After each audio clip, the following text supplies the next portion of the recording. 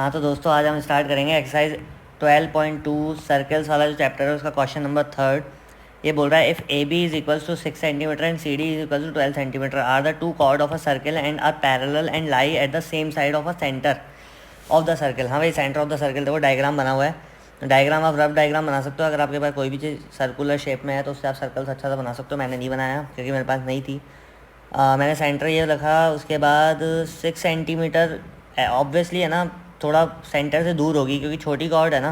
और 12 सेंटीमीटर क्या होगी हमारी, ये हमारी सेंटर से नज़दीक होगी, नियरेस्ट होगी, जो कि हम पिछले वाले क्वेश्चन में कर चुके हैं कि जो बड़ी कॉर्ड होती है वो सेंटर से नियरेस्ट होगी और जो छोटी कॉर्ड होती है वो सेंटर के दूर होगी कंपैरेटिवली बड़ी कॉर्ड से। तो अब बात ये करेंगे भाई, ये 6 सेंटीमीटर दे रखा है, 12 सेंटीमीटर दे रखा है, इन दोनों के बीच का डिस्टेंस। हाँ भाई, एक कॉर्ड तो है सी डी, एक कॉर्ड है हमारी ए बी, इन दोनों के बीच का डिस्टेंस है भाई 3 सेंटीमीटर। ठीक है, और आपसे पूछ क्या रहा है, रेडियस पूछ रहा है। आखिरी में बोल रहा है कि 3 सेंटीमीटर है, then find the radius of the circle. तो इसके लिए आपको सबसे पहले ये करना होगा कि आपको डायरेक्टली तो कोई चीज़ पता चल नहीं रही है। ठीक है, अगर मान लो ये 6 है और ये हमारा क्या है, परपेंडिकुलर बाइसेक्टर है। ये जो ओ एम जा रहा है बीच में से, ये वाला जो पार्ट है ये हमारा परपेंडिकुलर बाइसेक्टर है। तो ये 6 को तो क्या कर देगा, 3 में डिवाइड कर देगा, और 12 को क्या कर देगा, 6 में डिवाइड कर देगा। हाँ भाई, ये तो पता चली गया आप लोगों को।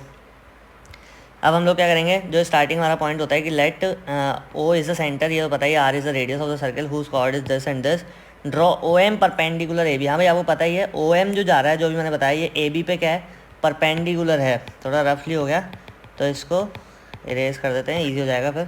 अब बात करें which cuts C D at N, जो कि सी डी को भी क्या कर रहा है, एन पॉइंट पे काट रहा है।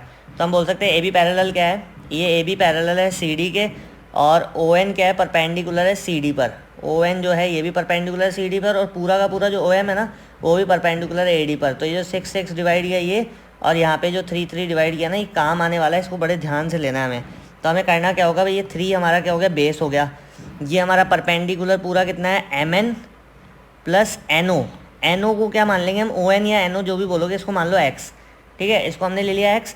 अब ये एक्स हमारा कहाँ कहाँ काम आएगा, एक तो हमने ट्राइंगल ले लिया ये वाला, ठीक है, एक हमने ट्राइंगल ले लिया ये वाला, बस इन दोनों ट्राइंगल का खेल है। तो इस x की वैल्यू आ जाएगी। आप हमेशा ध्यान रखना, जब भी आपने हाइट एंड डिस्टेंस वाला चैप्टर पढ़ा होगा तो उसमें क्या होता था, आपको याद दिला देता हूँ कि ये डायग्राम होता था। ठीक है, उसमें इस तरीके का डायग्राम है, एक एंगल ये दे रखा होता था, एक एंगल ये दे रखा होता था। मान लो इसका डिस्टेंस दे रखा है तो इसका एक क्या मान लेते थे हम, एक्स मान लेते। तो इस हाइट से इसका निकालते थे, फिर इसी हाइट से हम क्या करते थे, पूरा लेते थे, और वो दोनों आपस में क्या कर देते थे, कंपेयर कर देते थे, मैच कर देते थे, या इक्वल्स टू में रख देते थे। कुछ भी इस तरीके से करते थे कि भाई एच की वैल्यू उठा के उसमें रख दी।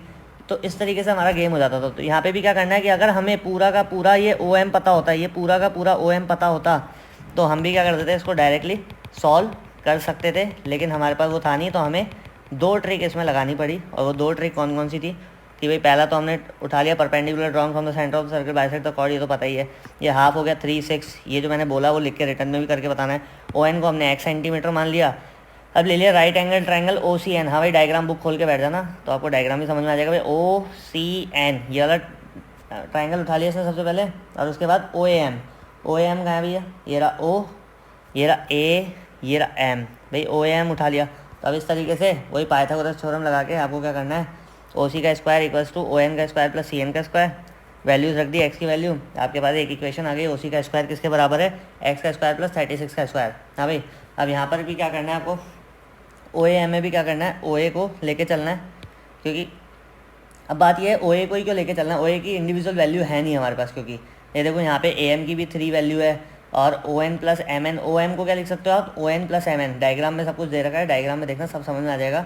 एक्स प्लस 3 इसको लिख सकते हैं। ओ एम बराबर क्या है, O N plus M N. O N आपको बता देता हूँ भाई, जो बीच में से काटता हुआ जा रहा था ना, तो ये ओ पॉइंट था, ये एन पॉइंट था, और ये एम पॉइंट था। तो O N plus O M equals to पूरा का पूरा ओ एम बन रहा है, पूरे सर्कल में है, ऊपर डायग्राम दे रखा है उसमें है। तो ये एक्स डिग्री हो गया, पूरा सॉल्व करा है इसको। तो ओ ए का स्क्वायर हमारे पास कितना आ गया, ओ ए का स्क्वायर आ गया हमारे पास x square plus 6x plus 18। तो आपको पता है ओ ए इक्वल्स टू ओ सी है। कैसे है भैया, ये भी देख लो, ओ ए इक्वल्स टू ओ सी है, क्योंकि ओ ए भी रेडियस है और ओ सी भी रेडियस है। हाँ भाई, रेडियस बहुत काम आ रही है सर्कल में, क्योंकि भैया बिना सर्किल मतलब बिना रेडियस के सर्कल बन ही नहीं सकता। तो सर्कल में रेडियस तो काम आएगी। तो हम ये बोल सकते हैं ओ ए इक्वल्स टू ओ सी है, तो ओ ए square equals to O C square क्यों नहीं हो सकता। तो ओ ए स्क्वायर, ओ सी स्क्वायर कितना था हमारे पास, एक्स स्क्वायर प्लस 36, और ओ ए स्क्वायर कितना था हमारे पास, ये आ गया हमारा, कहाँ गया, ये रहा। ओ ए स्क्वायर कितना है ये, तो दोनों को इक्वल्स में रख सकते हैं, because they both are equal, तो इन दोनों को इक्वल में रख दिया। फिर हम इक्वेशन 1 और 2, फिर तो भैया पता ही है एक्स स्क्वायर इधर आएगा तो ये माइनस का हो जाएगा, कैंसिल हो जाएगा। 36 अपनी जगह है ही, 6 अपनी जगह है, 18 इधर आया, 36 के पास लेस हो गया, 18 हो गया, 6 डिवाइड में गया, 3 आंसर आ गया। उसके बाद putting the value of the x in the equation of, कोई सी भी इक्वेशन फर्स्ट सेकंड में इक्वेशन में रख देना तो अब ओ सी की वैल्यू भी आ जाएगी। तो हमने यहाँ से वैल्यू फाइंड करी थी एक्स की, अब हमारे पास ओ सी की वैल्यू निकल जाएगी किसी भी एक इक्वेशन में रखने पर। और ओ सी हमारा क्या है, कहाँ गया भैया डायग्राम ये क्वेश्चन बड़ा लंबा है।